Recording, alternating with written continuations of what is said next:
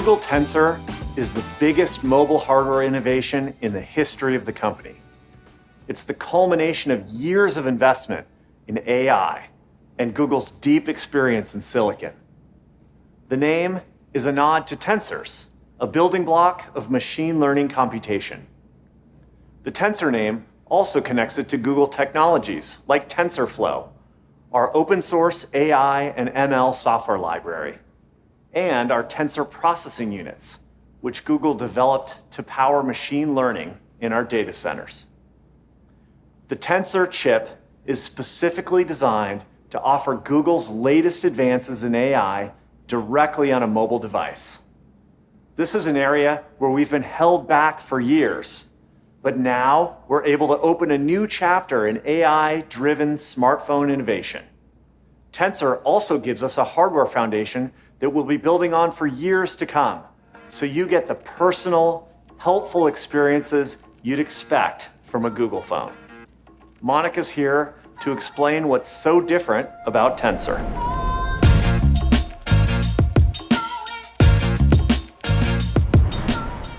Every couple of years, Google comes out with something that completely changes how people use technology in their lives. We started in search and kept going with Google Translate, Google Photos, Assistant, and these innovations are built around our machine learning research. It's in Google's DNA and drives everything we do. While Google is known for groundbreaking work in ML, there's one place we haven't always been able to bring it, and that's a smartphone. Mobile chips simply haven't been able to keep pace with Google research. And rather than wait for them to catch up, we decided to make one ourselves.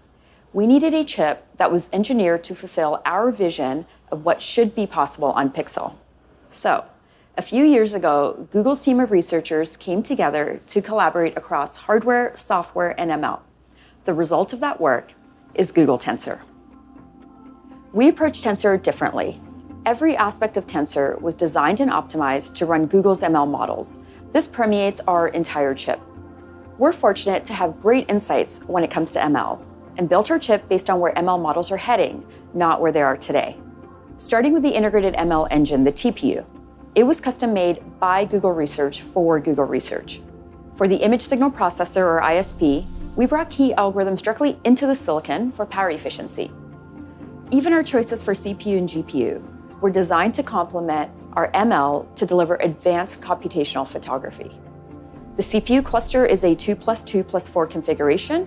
It includes 2 big ARM X1 cores. The 20-core GPU also delivers a premium gaming experience for the most popular Android games. There's a context hub that brings machine learning to the ultra-low power domain. It enables ambient experiences like now playing and always on display to run all the time without draining your battery. Tensor was designed for total performance and efficiency when it comes to running Google experiences. It has to be really good at heterogeneous computing. Here's what that means.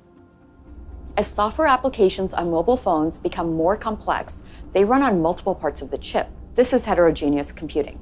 To get good performance for these complex applications, we made system-level decisions for the SoC. We ensured different subsystems inside Tensor work really well together, rather than optimizing individual elements for peak speeds.